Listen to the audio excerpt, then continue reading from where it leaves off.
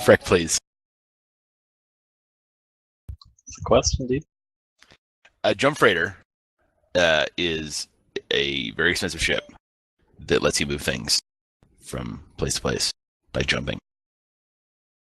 Is it like the end game? QS8. Yes, that is your hauling end game. Actually, the hauling end game would be a fleet of jump freighters. Okay. Okay. We had a guy in Brave. I don't remember who it was, but he had like 4 jump freighters, and he would jump them all at the same time. Like he'd light a sino, and then suddenly 4 jump freighters would show up. I don't remember Sounds who like a that recipe was. for disaster. I don't know. He did it when he was doing it in Fountain. I think he might have been Catch also. I don't remember who that was. He's gone now. How do I start with hauling?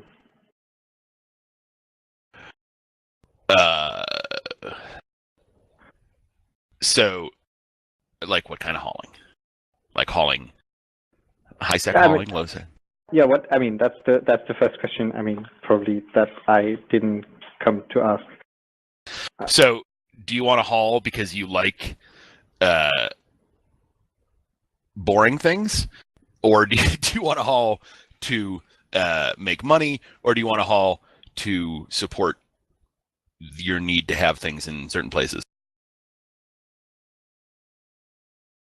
I guess the interesting answers are 2 and 3. So, like, high sec hauling is kind of terrible, but it's all right as far as money goes. It's all right for being a terrible thing that you can do while you're AFK. Basically, get a freighter, put bulkheads in it, take low collateral contracts, and autopilot. And you can sit there and do that AFK all day long, and you'll make a very tiny amount of money. I would say that so freighters are fine for moving big, bulky things. They're not great for moving expensive things because you pretty quickly get to the point where you're hauling more than you should be to avoid getting ganked. So, I would say the first thing you want to do, if you want to just do hauling in general, is start training towards transport ships. Freighters and jump freighters are great, but transport ships are way more useful. And if you're looking to make money or support your own habits, a DST or a blockade runner are very useful for that. Whereas a freighter and a jump freighter are kind of a little more specialized need. So, expanding on that, can you explain the different kind of hauling ships and what they're used for? So you've got your basic industrials, right? Every race has 2, I think, at this point. Usually there'll be one that's sort of higher capacity and slower, and one that's a little lower capacity and faster. And then the Galente and the Minmatar have a couple specialized ones that have specialized cargo holds for particular things. The Galente has the Epithal, which can carry PI materials, and what are the names of the other ones? I can't remember that. The Miasmos carries ore, and the one that starts with a K carries minerals. I can never remember the names of them. Cryos, there you go. And then Mimitar have is it the Hoarder that does the ammo? Can't remember. The Mimitar have one specialized one that has an ammo bay. Most of those are useful in very tiny circumstances. The Epithal is probably the one that gets the most use. So if you have a PI alt, you should be training them into an Epithal so you can haul your stuff around. The other ones are kind of niche. And in general, those industrials are not all that useful, other than the fact that you have to train them to get to more useful ships. So, and then you have battle badgers and things like that, which are fun, but not really for hauling. So those are your basic industrials. And then most of the more useful hauling ships, you need to basically have one of those industrials up to 5 to get into the more useful ships. So the most useful ship, I think, is the blockade runner, which is basically a really fast, really agile, cloaky hauling ship. It can't haul much more than like 12K worth of stuff, but it can do it really fast, and if you do it right, you're pretty much impossible to catch. So I probably fly blockade runners more than any other ship. They're really useful. And to get that, you need the transport ship skill, and the transport ship skill also gives you the space transports, which used to be useless, incredibly useless, but maybe a year ago they gave them a fleet hangar, which gave them a huge amount of hauling, over 60K if you max out your skills, and it's shareable with people in your fleet. So it's great for stuff like wormhole logistics.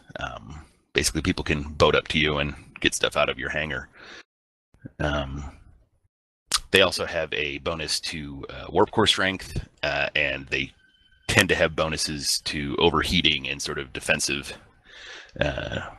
modules. So I would say, the DSTs and blockade runners are the ships I probably fly more than anything else. I use DSTs pretty much for all of my high sec hauling, because most of the time I'm hauling stuff that's expensive enough that the ISK is very dense, so I don't need a freighter because it's not high volume, but it's very expensive, so I don't want something really slow. So DST is very useful for that. So I would say, the first you want to start training industrial ships, get all of your navigation skills up to par, particularly evasive maneuvering.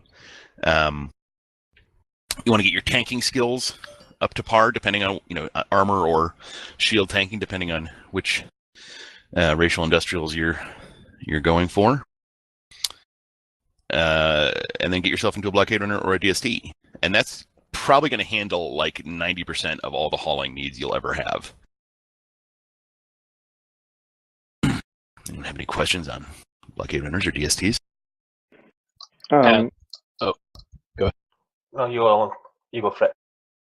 At what value should we be switching from, say, like an AFK freighter to a DST or a blockade runner? I mean, like an AFK freighter, I wouldn't be hauling more than like 400 or 500 mil in an AFK freighter, and I wouldn't be hauling more than a bill in a freighter that I'm paying attention to, and even then I'd be pretty nervous. So that being said, I pretty regularly haul 3 or 4 bill in a DST through HiSec without too many concerns. I don't tend to do that through places where gankers hang around. But I'm way more comfortable doing that in a DST than I am in a freighter.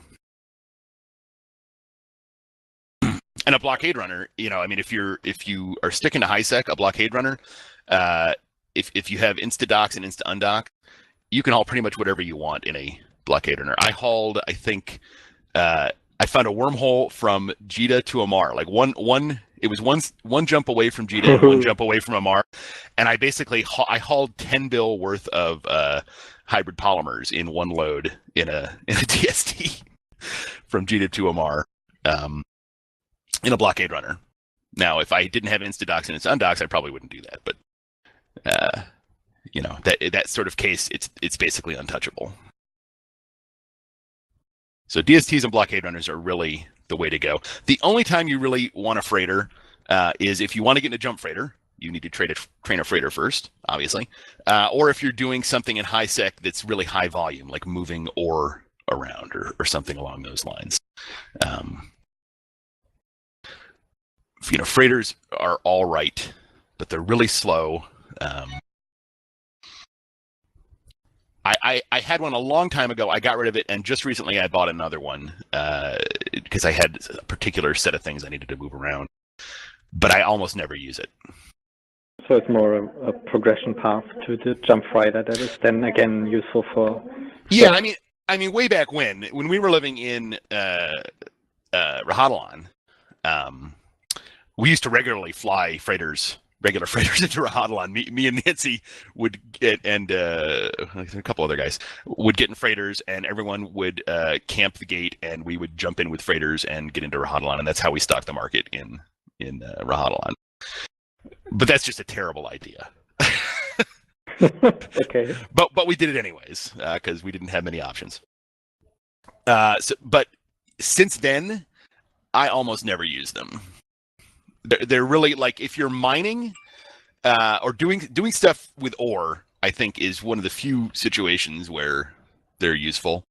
Because otherwise, anything that requires the volume that you get in a freighter, the money starts to add up quicker. So unless you have balls of steel, you don't want to be flying around in a freighter with billions in it. A regular freighter. Fair enough. So even with webs, you'd say a freighter really isn't worth kind of for expensive. I mean, I know people do it. I would just use. I mean, I guess it depends on the situation. If there's something that's large enough and valuable enough, or if there's something that's large enough that I can't take it in a DST, and it's more than a bill in value, I'm going to use a jump freighter. Now I have that option. I have a jump freighter. So maybe people that don't have jump freighters decide not to take that option. But I'm not. I mean, webbing, for those that are unaware, basically you have an alt that's in the same corp or that is dueling your freighter pilot, and your freighter pilot warps to the next gate, and as they're speeding up, you basically apply webs to them, and it slows down their max speed, which makes them warp faster. So if you get good at it, you can pretty close to insta-warp your freighter. So, that is an option. That one time that you fat finger it in Uedama, you'll probably die. So it's not something I would recommend. If you're at the point where you're hauling more than a bill of stuff around, you probably should be at the point where you can afford a jump freighter. All right. You talked about tanking skills, armor, and shield. First of all, I mean, why do I need to tank? Because I don't want to PvP, but I guess that's because of the gankers. So maybe you can say a word about that.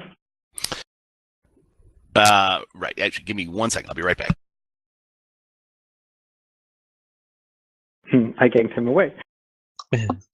He got scared by the question. Yeah.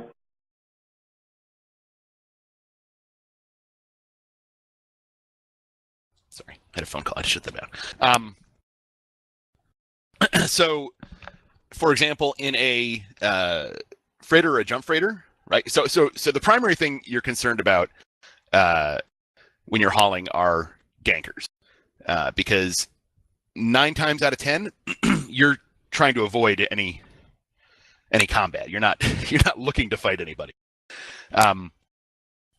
So the main thing you're going to be concerned about most of the time are high-set gankers. And they're basically, you want to be able to resist the alpha, right? So you want to get as high resists as you can and as much EHP as you can. So your tanking skills will help you do that. Mm-hmm. And DSTs, for example, have bonuses to resists and overheating of resists and repairs. Repairs obviously aren't all that useful for alpha, but the only other situation where you might find yourself in combat in a hauler is if you're in a DST in LowSec. And that's sort of what they built the DST for. I will admit that I've never actually done that. I use my DSTs pretty much solely for wormholes or HiSec. In the case of wormholes, I have thoroughly scouted everything. So if somebody catches me, I made a mistake. But theoretically, DST has a bonus to warp core strength, right? So it has a +2 warp core stabs built in, basically. And it gets a bonus to resists and overheating. So you can get some insane tanks on a DST. I forget, Lumpy used to have a shield DST with a bunch of dead space modules on it that could literally tank just about anything for pretty much ever. So that is so generally you want to increase your EHP and your resists with your skills to resist alpha. In the case where you're actually moving DSTs through somewhere where there might be a sustained attack, then you also want to have your repping skills or your shield boosting skills up to par. Okay, cool. Sorry, go ahead. That brings me to the other question, because you said shield or armor skills. But thinking about industrial ships, you have a lot that you could naturally slot into low slots, like gyro extenders or warp stabilizers if you want to go into low sec. So isn't shield logi always, or shield tank always the better idea for industrials? So I'm not sure I can give an informed opinion on this, because when I'm hauling in low sec or null sec, I'm using a jump freighter. Yep. Okay. When I'm hauling in a wormhole, I'm using a DST, and I've scouted like crazy. So that being said, that is something that a lot of people say, that the shield ones are better because you have more space in your lows for cargo and all that. But that being said, a DST, as an FYI, cargo expanders basically do nothing on a DST, because most of their cargo space is in their fleet hangar, which isn't affected by cargo expanders. Okay, yeah. So the Akator, the Galente DST, you armor tank it. You don't need those low slots for cargo expanders, and you've already got a +2 warp core strength. So maybe you fit one more warp core stab there, but there's still plenty to armor tank, and the bonuses that they get to resist and overheating make the modules you do put in there do a lot more work. So, but yes, that is I have heard other people say that. I don't think I have any characters that can fly a shield DST. Pretty much all. I think I have five transport ship characters, and all but one are Galente. And then okay. Norman is Amar, and that's only because I already had Amar industrial train, and I didn't feel like training Galente industrial. I see. Okay. The other nice thing about Galente industrial is you get all those specialized ships, right? The Epithal, the Krios, and the Miasmos, which, while not useful generally, are useful in particular circumstances. So yeah, it's like nice to go fly. Is there. Yeah. Yep. I don't think anyone's ever decided to fly Minmatar industrials because they needed a ship that could carry a lot of ammo in a specialized bay. So the Galente, I think it's. I mean, I actually sell transport ships. That's one I build them and sell them, and Galente ships like outsell all the rest by a huge margin. So I think that's a generally true statement that they're pretty popular.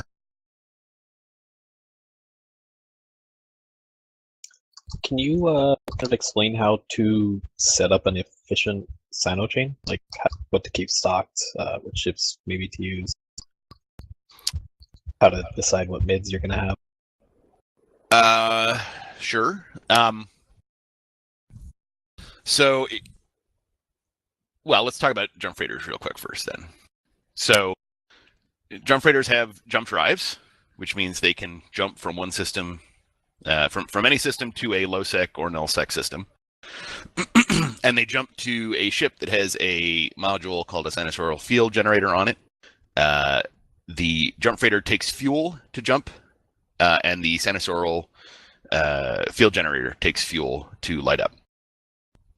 So basically, you need a character with the skills for sinusoidal field generators in order to jump to them. And generally, you want to have two of them because you don't want to be moving.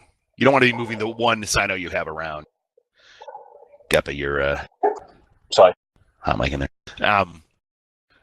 So as a general rule, if you're getting into jump freighters, you want at least 3 accounts, I think is sort of the point at which it becomes useful to have a jump freighter. So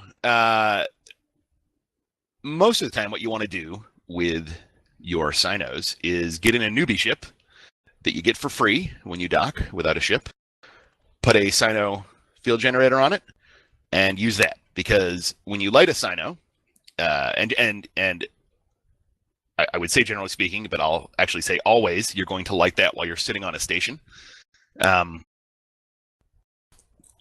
Quite often, you'll light your sino field generator. You're stuck in space for 10 minutes while that sino field generator runs. Someone's going to come along and shoot you.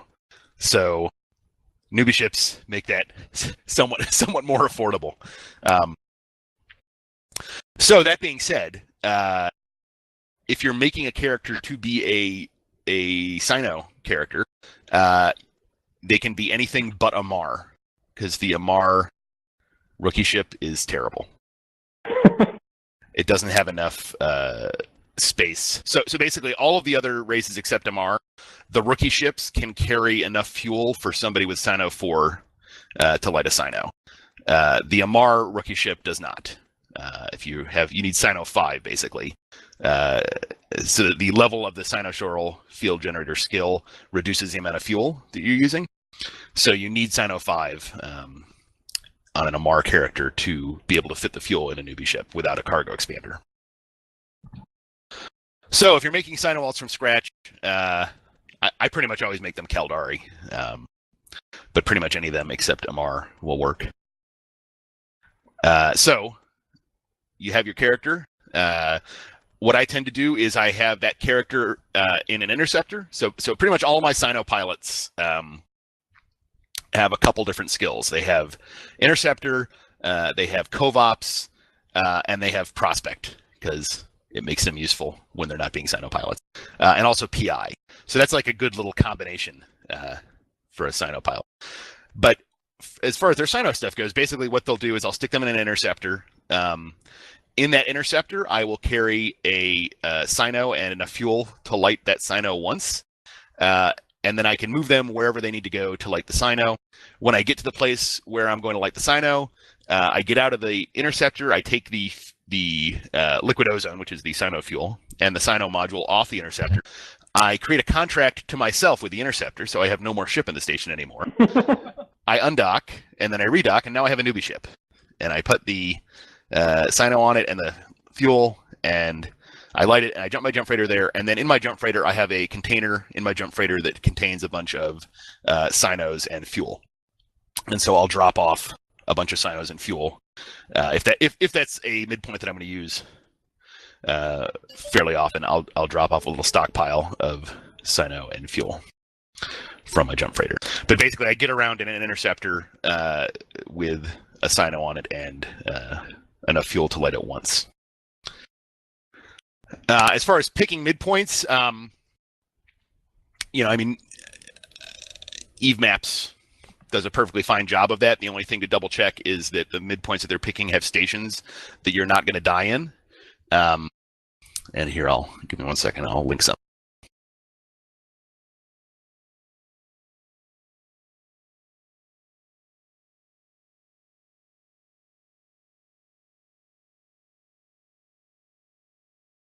So that PDF has all sorts of useful information on picking stations to light Sinos on. So the basic rule of thumb is some stations have terrible undock radiuses, meaning that when you undock, you're almost immediately out of docking range. And they also tend to have, well, it's not always related, but some of them also have very narrow area within which you can light a Sino, have your jump freighter safely land, and then immediately dock. So basically, you want to light a Sino a little more than 5K off a station. So because when you're, jump freighter or anything with a jump drive, when it lands on the Sino, it's going to land 5 kilometers away from the Sino in some random direction. So you need your Sino to be at least 5 kilometers away, and preferably a little bit more from wherever you're going. And ideally, when your jump freighter lands in that 5 kilometer radius of your Sino, it will still be within the docking radius of the station, so it can just immediately dock. If it isn't, then that's how you lose jump freighters. So that PDF there gives you a pretty good idea. The stations that are green are good. The stations that are red are bad. The stations that are yellow, stick to the green stations. Generally, as far as picking midpoints, Eve Maps does a fine job of that. And if you don't like the stations in the one station it picked, you can click that little button over on the right side that'll let you pick alternatives. And generally speaking, you're going to want to pick as midpoints places where there's not a lot of kills, there's not a lot of traffic, and I tend to go whenever I'm jumping into a new system. I tend to go to the Zkill board and look at jump freighter kills for that system. And if there's a bunch of jump freighter kills, then somebody knows something that I don't. So I will then not use that system.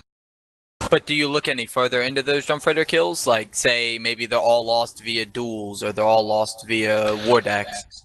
No. Because what it means is there's people that are hunting jump freighters. However it's happening. There's almost always a better choice than going somewhere that has a lot of jump freighter kills. So. And always jump to a station. Never jump anywhere but a station.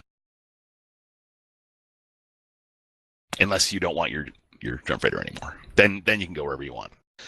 BLT has lost 3 jump freighters that I'm aware of. 2 were in the same system within hours of each other. It was a system that's near Amar and is well known for having jump freighter hunters in it. And the other one was a guy who jumped to a POS in Derelict, which is just like, I mean, jumping into Derelict in general is a bad idea. Jumping into Derelict to a POS is a terrible idea. So should we be trying to web our jump freighter into warp as we're going through, like from a low sec to a high sec? I don't. Just because the downside of doing that is that you get a engagement timer, and if something goes horribly wrong, you can't safe log out. Okay. And generally, if you're in a situation where you need the extra speed you're going to get from webbing, then you jumped into someplace you probably shouldn't have jumped into. All of my jump freighter pilots, I have like max align time skills and implants and everything, and my default is to fit with eye stabs when I'm returning, so that I have some align time getting off the station. So I mean, generally speaking, you're going to jump to your Sino, and then you have 2 choices. You can either dock, or you can go right to the gate. I will admit that I will go right to the gate more often than I probably should, because just as a general rule, when you're aligning someplace, if you don't already have a vector, you're going to warp someplace faster than having to change your vector. So if you jump to your Sino and then immediately warp to the gate, you're going to get there quicker than if you dock and then undock, and then you have to wait to stop, and then you align to the gate, and then you warp to the gate. Have you found that your capacitor can charge up within that time frame? So that is the danger, which is that after you jump, your capacitor is depleted, and the jump freighter's best friend is your emergency sino. So when you're riding around in high sec with your jump freighter, which you should be doing as little as possible, but if you are doing that, you always want to have a sino within a range that you can jump to if something goes horribly wrong. And in order to do that, you need basically full cap. So if you jump to a station and then immediately warp to the gate, you will not have enough cap to jump until you get probably to the second jump out of low sec. Okay, it depends on your cap skills, but like I said, I do it more often than I should. Your best bet is to dock, and then it'll automatically recharge your cap. The trick then is when you undock, you want to stop before you do anything, so that you have basically no vector of movement. You then want to align to the gate. Don't just hit the jump button on the gate. You want to align to the gate, and then when you get to the 3/4 away, then you can hit the jump button. The reason you do that is there are a couple ways that jump freighters die. One is getting bumped off an undock, by maybe a blops. A lot of people will use blops, basically bumping blopses sitting on bad stations, and they'll try and bump the jump freighters out of docking range. That's one way they die. The other way they die is they get doomsdayed. And that basically happens. You undock from the station, you hit jump to gate while you still have a vector. It takes you forever to align and warp. And while they're doing that, someone comes along, lights a sino, jumps a Titan in, and doomsdays you. And that can happen very quickly. And if you're already warping, you have to stop warp before you can dock. Whereas if you undock, stop, align, and then warp, you have several points along the way where you can easily redock without having to hit an extra button. So that's a general rule for anything, but particularly for jump freighters, which are a little slow to get off the station. If I do hauling contracts and stuff, or want to start with that, is there something particularly I should watch out for? So like if you do high sec hauling and you use you join Red Frog or you use the public hauling channel and you've got a freighter or something along those lines, the only thing you really have to worry about in high sec are war decks and or gankers. War decks, you're in trouble because they can basically just kill you. There's not a whole lot you can do. So you shouldn't be hauling if you're potentially going to be war decked. So you should never be hauling in a brave character, for example. Yeah. Okay. As far as gankers go, as we talked about before, basically you want to be able to resist the alpha, but more importantly, you just want to not go there when there's gankers. There is an in-game channel called Gank-Intel chat channel. In that channel, they have a link to a site called gankerlookout.com. And this is things, high sec haulers basically use this channel and that tool to report where ganking's going on. Basically, if you're not flying between Jita and Amar, you don't have to worry about gankers all that much. But it's a good idea to keep an eye on that channel and that website, and you can see where the ganking is going on. 9 times out of 10, it's in Niarja, Uedama, or one of the systems on either side of that. And that's because those are choke points between Amar and Jita.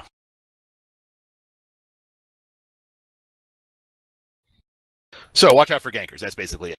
The other thing to watch out for if you're hauling contract is stuff that seems too good to be true, right? So let's say there's a contract with a huge reward and a fairly high collateral, right? And let's say it's, I don't know, really low volume. It's hard. You kind of have to get a feel for it. But basically, what gankers will sometimes do is that they will put up fake contracts with really high collateral on them, and they'll put a really high reward on it to encourage people to take it. And then when you accept that contract, if you accept it on the pilot that's going to be hauling it, they know who is going to be hauling the contract, and then they try and kill you, and they get your collateral. So it's a good idea to accept contracts on someone besides the character that's actually doing the hauling, because then at least they have to try and figure out which ship is actually doing the hauling without just being able to look for the character. A lot of times those contracts are already double wrapped, just generally because that makes it so they at least have to have another character logged on so that they have to trade it. Yeah, but there's no way to tell that ahead of time, unfortunately. Yeah. So just think, hauling contracts that look too good to be true might be too good to be true.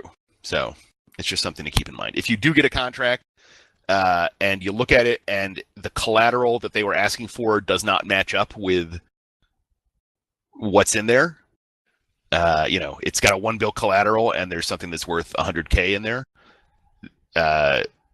you kind of have a problem at that point. Yeah, exactly. But I mean, at that point, I already accepted, right? So... Right. Yeah. So, your best bet at that point is if you accepted it on a character besides the hauler, you're in pretty good shape because they have to figure out who you are, first off. You might want to take so you've accepted it. You think it's probably one of these bad contracts. You could take a unusual way to get to where you're going. It's hard to bypass the places they'll probably catch you, but that's one possibility. The other possibility is to sit on it. I've done this many times. Basically get a contract. When we were evacuating Catch, for example, PL had a couple guys that were following my jump freighter around. And wherever I was using as a midpoint, suddenly the same set of neutral PL alts would be in that system. So I basically would just stop hauling. And I'd wait 12 hours and then start hauling again. So your best tool sometimes. I did that with in Fountain also, in Iridia with the Russians. They were doing the same thing. So basically just outweight them. Leave your hauler logged in. This is a great one. You just leave your hauler logged in for like 12 hours and all your Sino characters. And so they never know when you're on there. I will do that fairly often. I will when I know that people have my haulers on a watch list, I will just leave them logged in 24/7. So they never know when I'm actually doing anything. You might want to start doing that more often now that you can write to contacts, which means you can write to watch lists. Yeah, well, I mean, I already do it. Well, if I know people are hunting, right? If you see if you're moving stuff, let's say you have a jump freighter route that you do fairly regularly, and you start to see the same people in your midpoints whenever you show up there, and they don't look like locals and they're not friendlies. Keep an eye on them. Go look at their kill board. See if they've ever been involved in any unusual kills. Because they will. PL does this. The Russians do this. They have a bunch of neutral alts that basically sit in common midpoints looking for people to watch list and follow around.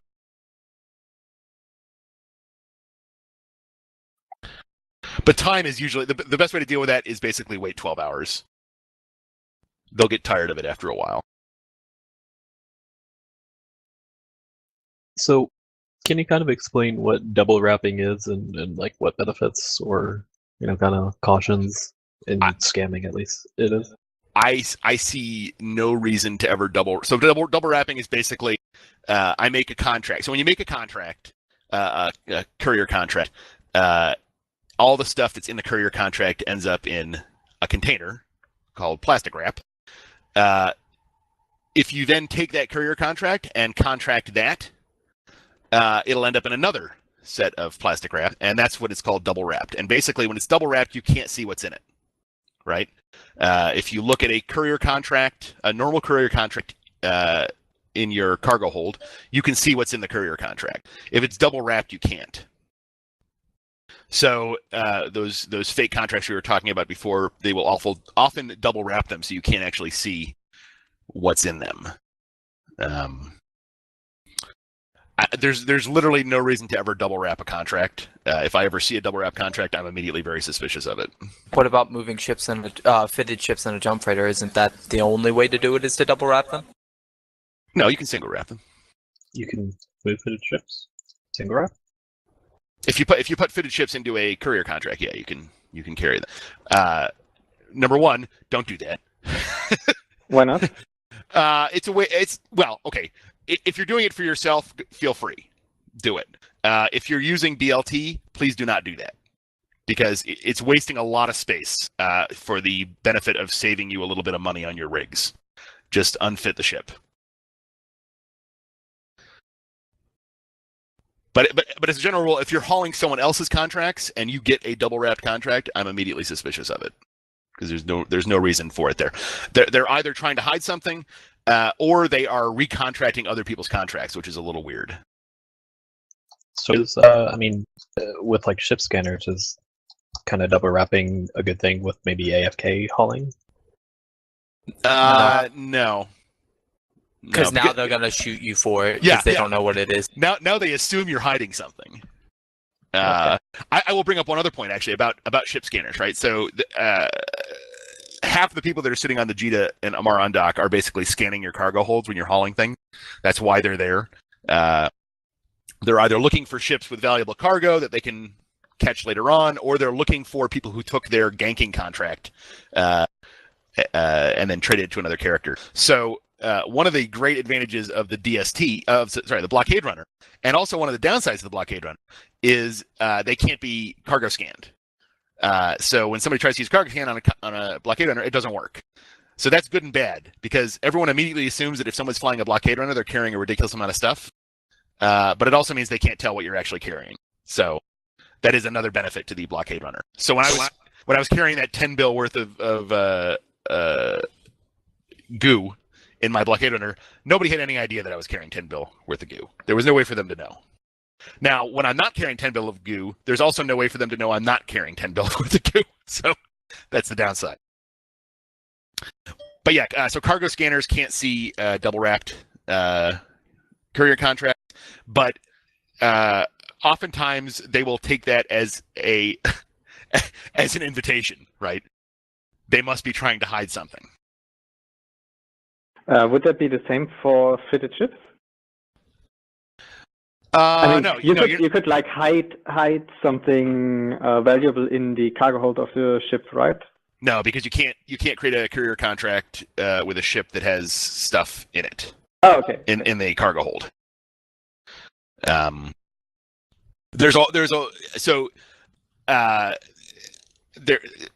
If you've used BLT, we talk about not contracting fitted ships and not contracting containers with stuff in them.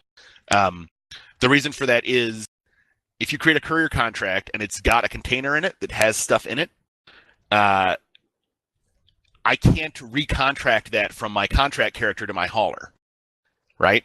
So usually the way BLT will work is I'll accept a courier contract on my contract character, and then I'll do an item exchange contract over to my hauler, right? If there's already a container in the courier contract, you can't create another contract with it. It doesn't let you do it. So you can basically only have one level of nesting of containers before things stop working. That makes sense. The only option then is to manually trade it between people, which means you have to fly your contract character to both ends of the contract to manually trade the courier package back and forth. Which is, that's one of the reasons I trained Interceptor on all my BLT characters, but for people who don't have Interceptor, that's a gigantic pain. And that also means like the wrapping of a contract, I cannot split the cargo of a contract, right? No, nope, not in a courier contract. No. If you break you can break a courier contract package, so be very careful. I did that once, and that was a horrible mess. Once you break a courier contract, you can't. You basically you have to fail that contract, and you're going to lose your collateral. So at that point, your best bet is you know where all the stuff ended up, and you can collect it all and make an item exchange contract back to the person who originally did it for the collateral that you just lost on the courier contract. If they accept that. If they accept it, right. They generally over collateralized it, so they're actually making risk if they don't Yeah. Except, yeah. Now If they don't accept. that is one of the dangers of like public hauling contracts and stuff like that. In the case of BLT, if that happens, we quite often have a case where somebody will create a contract with stuff in it in a container, which means that people can't then easily item exchange contract it to their hauler. Most of the time, I will tell people, the haulers at that point, to fail the contract and item exchange the stuff back to them, back to the original person for the collateral. If the person doesn't accept it at that point, they're not going to be able to use BLT anymore. I'll just blacklist them. So, and I'm pretty sure Red Frog will do something similar. So that's the upside of hauling stuff with some organization that's managing the hauling for you. Whereas the public hauling channel, you're kind of at the whims of whoever decides to make the contract.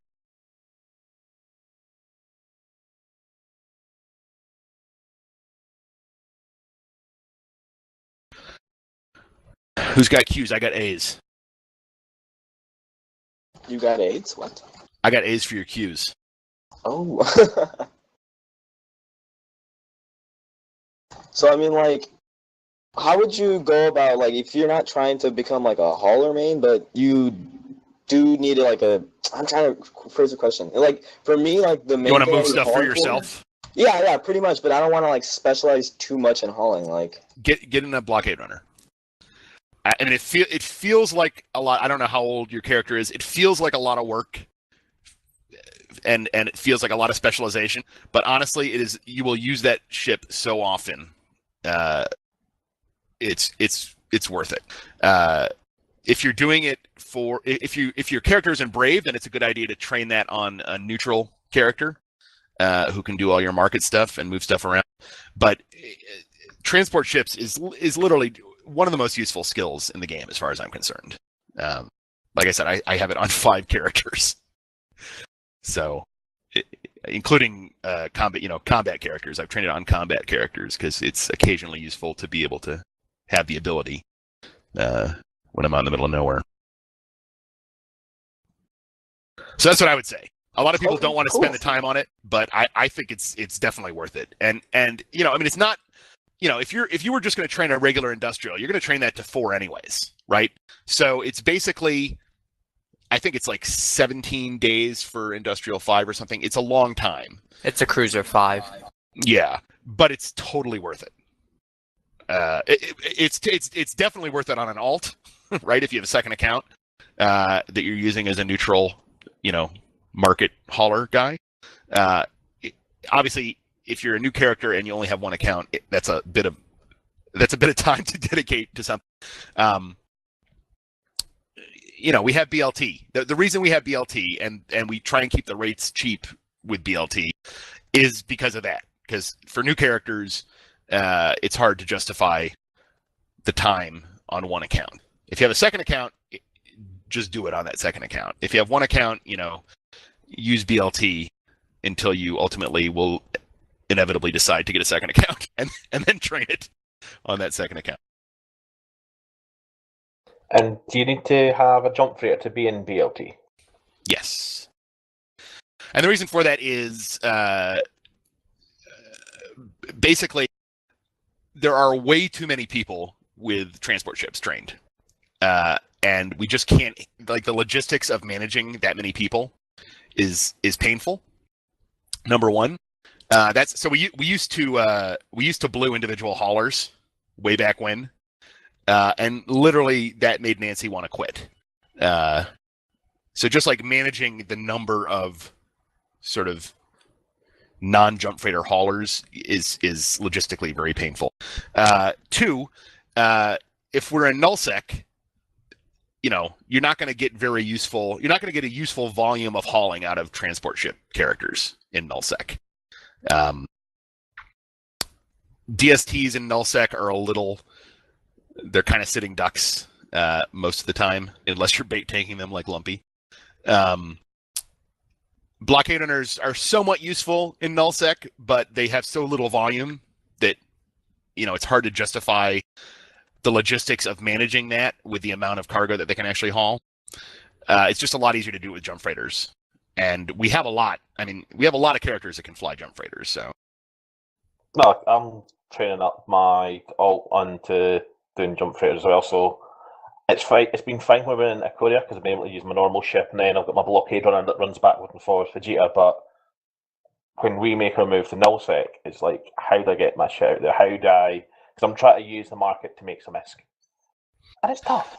I mean, that. So what jump freighters give to you? So I got a jump freighter. It's probably 2 years ago now. And when I got that jump freighter, I assumed that I was never going to make it back. It was never going to make it, make 6 bill worth back when I got it 2 years ago. I just went in there knowing that that's not going to happen. I got it because it enables you to do things that you can't do otherwise, right? I wanted to do some moon mining. You can't really do moon mining if you don't have a jump freighter pilot. There's just so much logistics involved that you really need to. It's horrible. It'll make you want to quit. Right. I mean, even with a jump freighter pilot, it'll make you want to quit.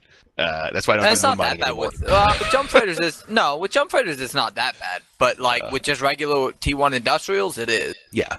So jump freighters enable you to do stuff that you just can't do otherwise, right? If you want to regularly stock the market in large volume in nullsec, you need a jump freighter.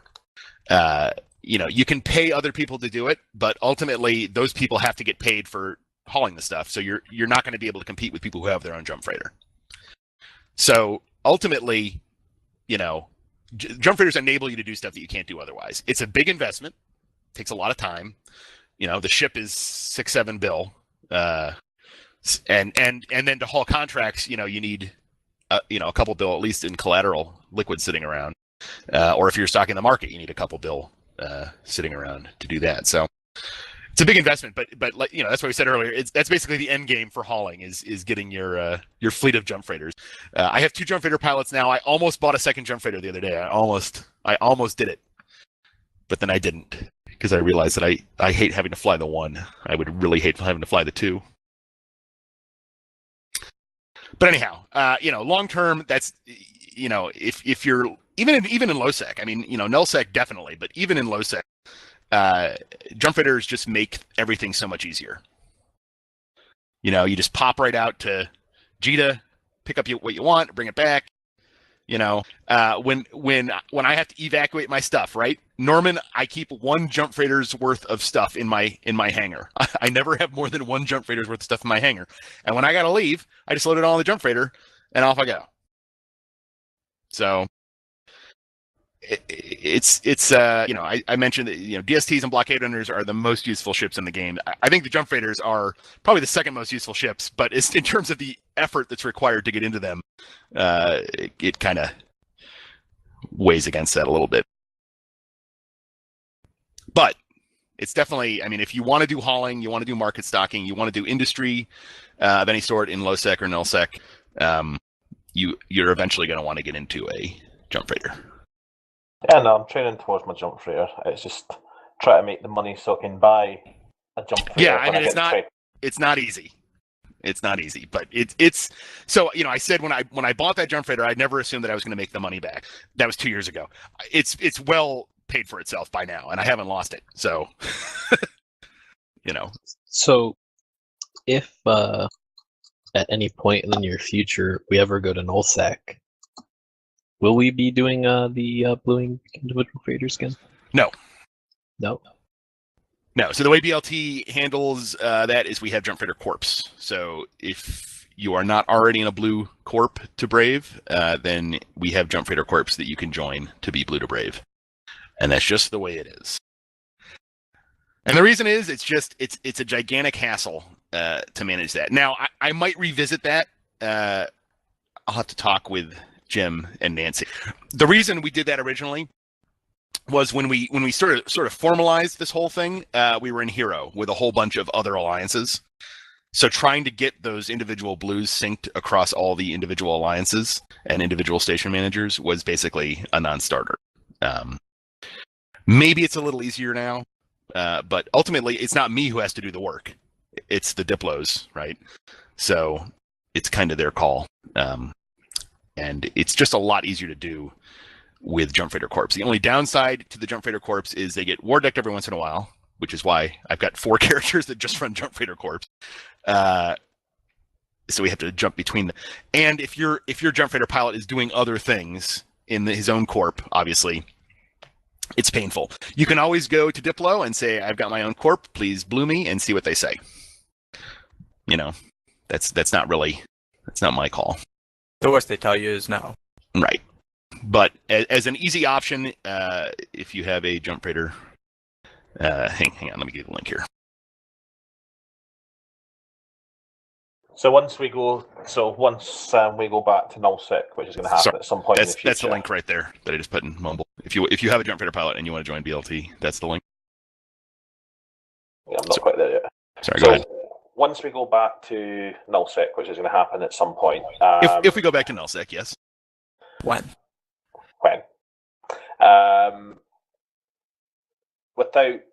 What you're recommending is don't even attempt to haul to the null without a jump freighter, because it will be horribly painful. I'll probably lose my blockade runner, and I'll end up like crying under my desk.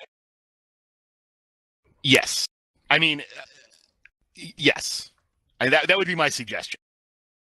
You know, when we were in, and let me just take a break here and answer Zana's point there in Mumble. That only works if you are blued to a SOV station. You can't dock if you're not blue. So without individually managing blues, which we've tried in the past and was painful, you need to have a corp that they're blue to. But yes, preferably it's nice to have it all in an NPC corp. That's what we've been doing in LowSec, right? We don't need blues, so we haven't had the jump freighter corps active for a while. Sorry, back to So blockade runners, you know, if you're careful in a blockade runner, you can definitely do stuff in nullsec. You know, you basically you have to look out for bubbles. But if you know how to evade, you know, a dictor sitting on a gate, you jump into a gate and there's a dictor sitting there. He pops a bubble. How do you get away? You know, if you can manage that, then blockade runners work fine for nullsec 90% of the time. And you also have tacticals, bookmarks all over the place. So it is an option. The problem with blockade runners is you have to have that level of skill, right? And then you can't haul all that much because they don't have much volume. If I cargo fit out my blockade run, it's just over 13k. Yeah, and I mean, it's not a lot. Yeah, and if I put all my Nestor stabilizers in, it's only 5.2k. Yeah. So it's fine for like low volume, high value stuff, basically. So, you know, it definitely serves a purpose. It's useful. I mean, I use them in nullsec all the time, right? But you know, they have their use. A DST in nullsec is a different story. It's a little bit of a sitting duck. Even though it's got all these tanking and resist bonuses and everything, if you're caught in a bubble by a gate camp, it's just a matter of time before they nuke you to death and you're dead. So when we were in Catch and we had that jump bridge from head GP to GE, people would use DSTs then. But frankly, people would use freighters then. People would come into head, warp to the jump bridge, take the jump bridge to GE, and then warp to the station. Cough, blue shooting. Exactly. So I remember escorting the freighters.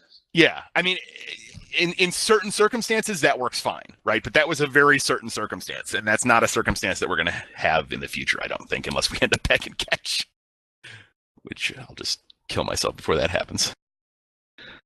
I mean, head is a unusual situation, you know, having the high sec right there. But beyond that, a DST, DSTs and freighters and nullsec serve particular purposes, right? Like the first freighter that I ever owned, I believe, is still sitting in GE8. At one point, I gave it to Nancy because he wanted to refine ore. He wanted to have somebody who could refine ore in GE8. So I had this freighter that I wasn't using. I gave it to Nancy. We managed to get it into GE8, and it basically just sat in GE8, and he used it to haul ore from the GE8 station to a refining POS and back. So like that's a fine use for a freighter in nullsec. That being said, it's still going to die eventually. We had a couple hilarious kills from our early industrial directors doing stupid stuff in their freighters in nullsec. And DSTs likewise in, you know, locally used in nullsec can make plenty of sense, right? If you've got a jump bridge network DSTs can be pretty useful. If you're just going within a system or one or two systems, they can be pretty useful. But if you're going through anywhere where there might be a hostile gate camp, it's going to die. So it's pretty much Blockade Runner or Jump Freighter, and Jump Freighter is way better than Blockade Runner.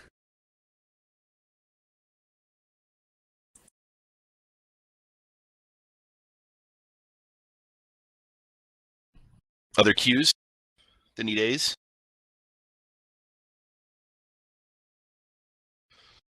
No, I ate all the queues. Oh, you've done pretty well. It's an hour now. No, you've answered the questions that I had.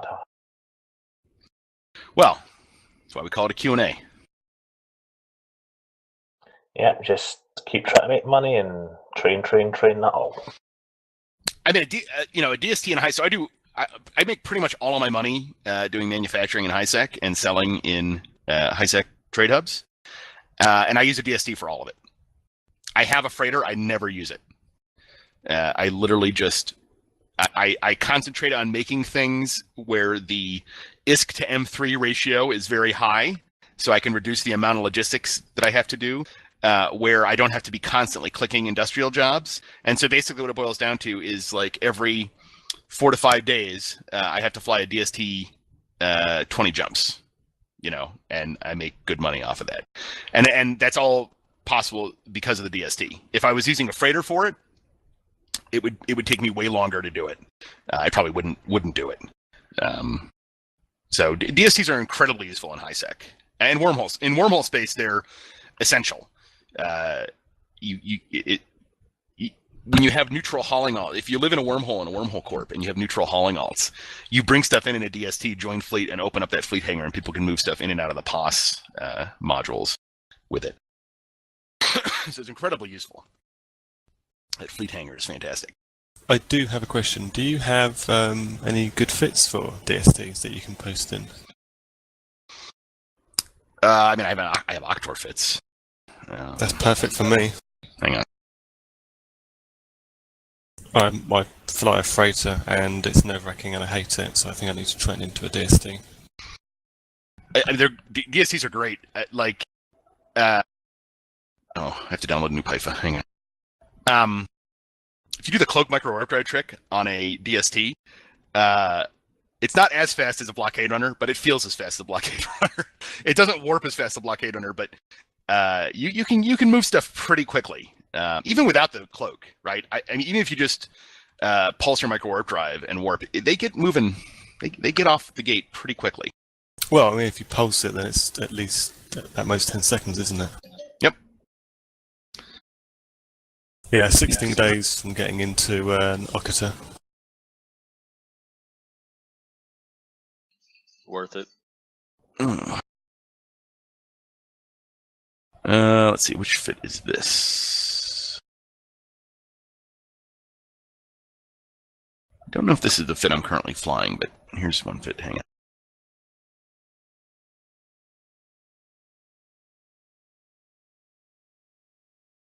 So that has no reps on it. So basically, you have two fits with a DST. You'll have a HiSec fit where it's all about resisting alpha, and then you'll have a low sec wormhole whatever fit where you have reps on it.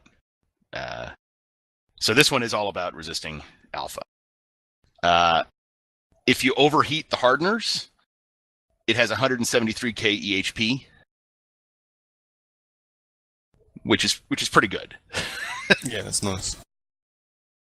And would that fit kind of work on an impel? Pretty close. Because I've trained like into Mar, because when I read up, it was like the Bestower had the biggest cargo space. Yeah, so Norman's actually in the same situation. Let me give me 1 second. I have to pee, and then I'll get you an impel fit. 1 second. Perfect, thank you. Nice to know. Well, he's good sharing. Caring is sharing, and vice versa.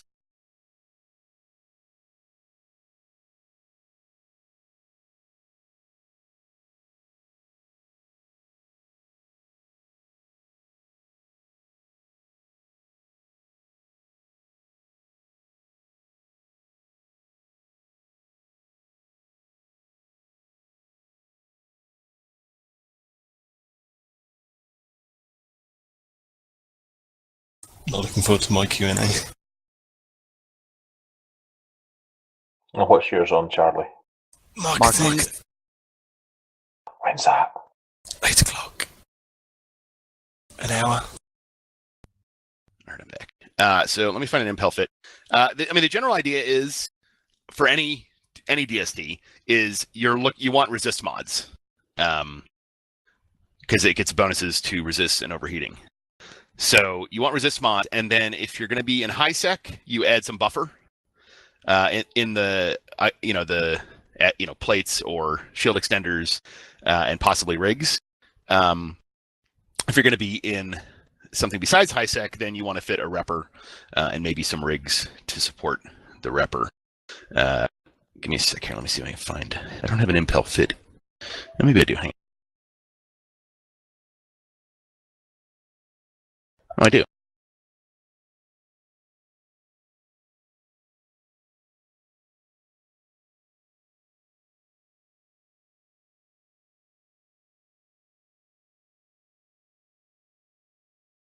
Yeah, it's kind of a weird fit. Hang on. Let me see if I have another fit.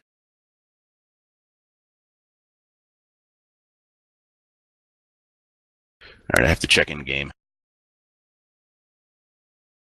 My Pytha fits are in various states of disrepair. I was clearly doing something to my impel fit in Pytha, and then I left it half done.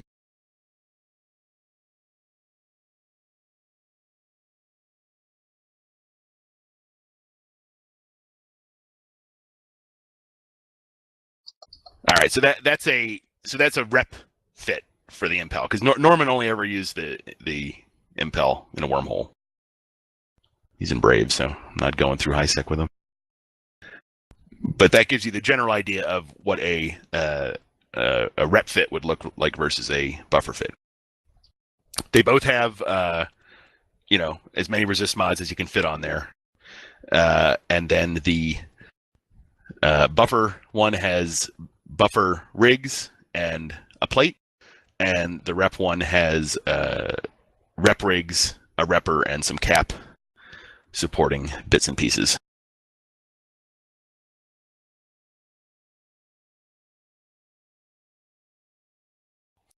So if you were going to use that impel in high sec, you'd get rid of the repper, swap out the nanopumps for Trimarks, and repair that repper replace that repper with a plate. Probably is all you need to do.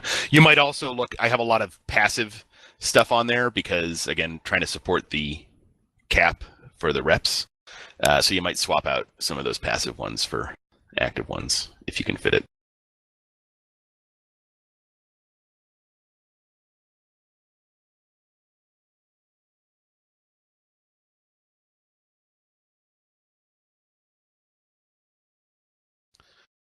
Who's got Qs? I got the A's. What's a Jita? It's a terrible place. Never go there with a jump freighter unless you're Freck. Please. I see people jumping out all the time. Yeah, people do it. Freck does it.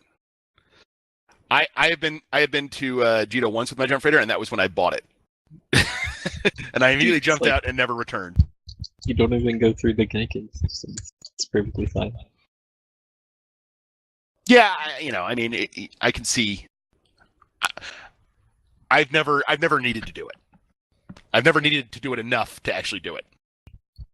Oh, actually, that brings me to a Freck, question. please stop attaching your push talk button to bicycle pedals. So when you hit the bottom of the bicycle pedal, it says okay. Yeah. I got a question. Okay, so how would you find a like if you're trying to get a high sec station? How would you go about finding a way to get in there with a jump freighter, like find a low sec system? So it's a bit more of an art than a science, I think. Dotlan. Yeah, basically you can go to Dotlan, and if you look on any system in Dotlan, so like pick a system in Dotlan, and we'll do this. Ikoria. We'll do this live. Okay. Well, I'll tell you right about that. Ikoria is a terrible place, but we'll use Ikoria as an example. Akidagi, I can tell you. So everyone go on Dotlan and go to Ikoria. So this evemaps.land.net. Yep, hang on. Go there. And then about halfway down the page, there's a little thing that says locations, right above all the graphs in the middle. Click locations. And if you look there, it will show you low-sec systems, the closest low-sec system, Akadagi.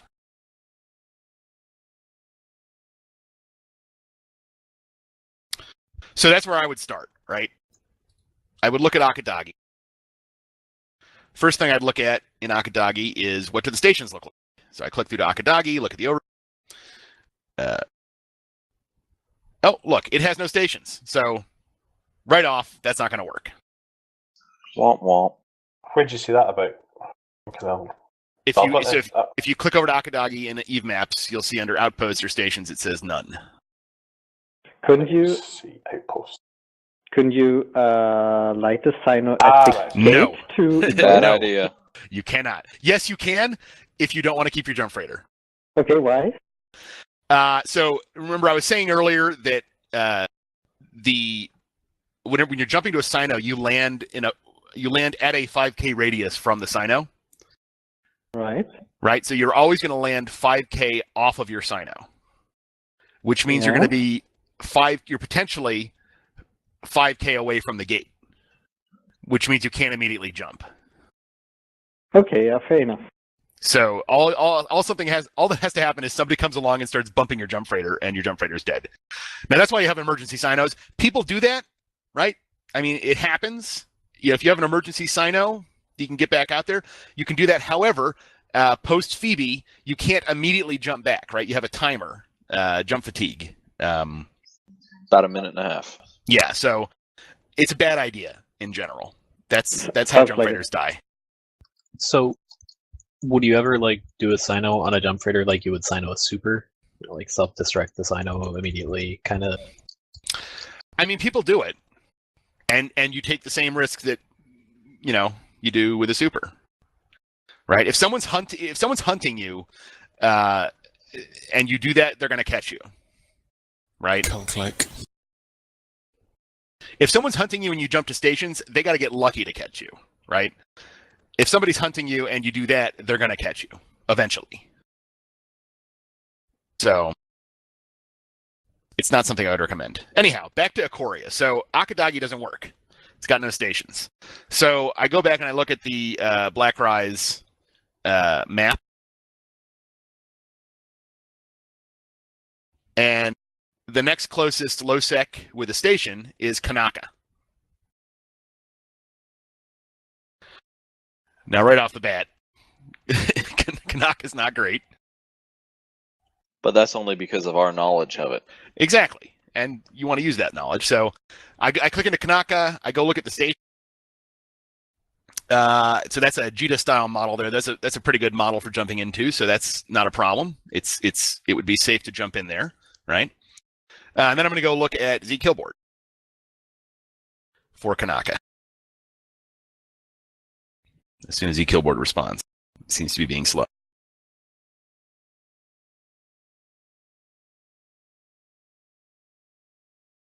So I go to Z Killboard.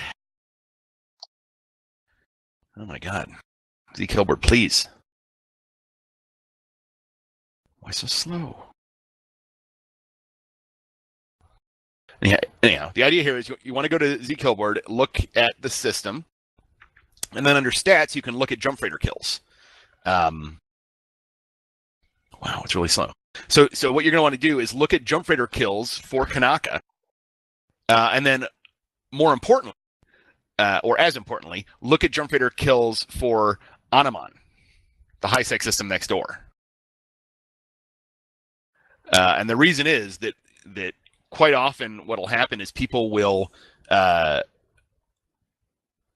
basically get a timer on you in the low sec, and then they'll re-engage with you in the high sec, right? If they're war decks, for example. So it's always a good idea to check the high sec next door as well. All right, so I'm looking at Kanaka stats. I mean, the first thing I notice when I look at the kill board for Kanaka is look at all those waffles. And then when I look at stats, I see jump freighters have been 7 kills. That's not a lot. So normally I wouldn't be too worried. I would look and see when those jump freighter kills were, just to see if they're all very recent, meaning somebody figured something out. No, they're all. And there's only one in the last 2 years, basically. So normally I'd say that's fine, except that it's Waffles that's there. And Waffles has easy access to PL, and PL has been in the neighborhood at times. So I would not use Kanaka. And in fact, that is why we did not use Kanaka. That's why we used Nani instead of Ikoria. Because at the time, PL was bumping around within jump range of Kanaka. And I didn't really want to deal with Doomsday jump freighters. Yeah, that'd be bad. Yeah. But can a Titan go to Kanaka? No, right? Sure. It can? Okay. You can Sino, right? I thought the Titans specifically are null only. Nope. Okay. Yeah, so this is exactly why we did not go to Ikoria, right? Because it does not have any good low-sec returns that have stations in them, right? You have Akadagi, no station, Ikoskio, no station, and then Kanaka, which has a nice station, but also has Snigwaff, and at the time had PL nearby. So, that's a case where knowing what's going on is useful to make those decisions. Is the number of jump freighter kills helpful at all? Because, I mean, if all the jump fighter pilots think that the system is dangerous, they won't go there, so there won't be any kills, and you might be tempted to think it's safe. No. There's always Someone stupid will jump go freighter. There's always stupid jump freighter pilots. But like I just said, right? Looking at this, if I did not know who Waffles was, and if I did not know that PL was nearby when we were picking our staging stuff, I would not necessarily have not. I might have chosen to go with. Kanaka. Well, Yeah. Okay. Yeah. Something in that high sec pocket, right? But coming back through Kanaka. So, Right. So basically, you want to look for wherever you're going, look in Emaps, find the lowest low sec. If you look at Amar, for example, you look at the lowest low sec, the nearest low sec, it's a jump freighter graveyard, right? Because everybody wants to get near to Amar, so all the jump freighter hunters just live there, basically. Same thing for Jita, right? So in cases like that, you want to go a little farther out and find something that's a little farther out, that's not quite as busy, doesn't have as many kills. On that note, you don't have any real issue with high sec gate to gate moving your jump freighter? I try and do that as little as possible. It's because it's such a tempting target for gankers. But if you have an emergency Sino, so if you are moving through high sec and you always have a Sino ready to go within range, you're pretty safe. They would have to get a suicide scram on you before you could jump. So it can be done. I don't do it because I just like we were talking about earlier with Freck sitting in Jita. I haven't had a need. Right, I try and structure all my stuff so I don't have to move a lot through ISAC. Personally, I take my my jump freighter to Zincon and my regular freighter over to Amar. Sure, right. I mean, so I'll do the same thing with DST or a freighter, maybe. Sometimes there is the case where you're moving stuff out of Amar and it's high enough value that you don't want to do the 20 freighter trips. In that case, then maybe it makes sense to move your jump freighter over there, right? But it's not something I do regularly. Or ever, frankly. I bought my jump freighter in Jita, and it's never been back. I mean, it's not often that you're moving high volume, high value stuff. It's usually either high volume or high value. If it's high volume and high value, then it makes sense to move a jump freighter in. Yeah, what would that be? I mean, T2 battleships or something? Probably. Yeah. Yep. I mean, it's pretty much T2 ships. T3. Well, even T3 ships are not that high. A whole bunch of them. Yeah, a whole bunch of buying a bunch of Eagles or something. Those will add up, right? So it may make sense there. My approach to that is I build that stuff, so I just build it somewhere where I don't have to go to a trade hub to get it. But yeah, those are the situations where it makes sense to bring a jump freighter into a trade hub. But do it carefully and have a emergency Sino nearby. And by nearby and ready. In other words, have him in a ship with a Sino and fuel, so that he can quickly get to a safe point to Sino and light it. I mean, you could just like leave your in Sino, right? Depending on how far it is from. Sure. The danger, I mean, that's what I do most of the time if I'm doing something along those lines. The danger of that, though, is that it's sitting there and it's up, and so somebody could come along and shoot it at any time, and suddenly you don't have an emergency Sino anymore. So I like to have them ready to go, sitting in the station, so I can just quickly undock, get them to their Sino spot, and light it. I've heard some people will set them cloaked off a station and just warp to the inside dock or warp to their Sino spot when they need it. Yep, you could. It depends on the station. If you have a nice station, you can just undock and pretty quickly get to the light point, or you can, like you said, sit off the station. Yeah, my favorite stations are the ones where your Sino point is just off the undock. Those are nice, but you have to look out. You have to be sure you know who's there, because if somebody decides to undock something bumpy, you can be in trouble. So you want to make sure it has a big undock radius. Black Ops are good for that. I've heard. Right. I'm JDing into you. Yeah. They're nice, but you just have to make sure that if you do get bumped, you can stop before you get out of the radius, or you can jump before you get out of the radius. So, something to keep in mind. But again, like the people that are hunting jump freighters, they know how to do it, and they're going to get you. The key is to not go the places where they're hunting you. Right? So stick to systems that don't have hunters in them, experienced hunters. And then you're safer. And then have a pretty good idea of who is in the system that you're in, right? Pirate's Little Helper is useful. Get a quick idea of who's in the system with you, and then you can go look at their kill boards. I'll do that like while I'm waiting for my cooldown between jumps. I'll just look at the next jump and see who's in that system and look at their kill boards real quick and see if they have been involved in anything suspicious.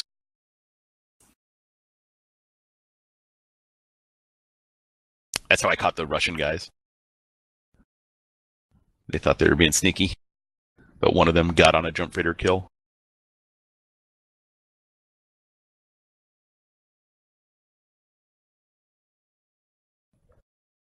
Any other cues to A?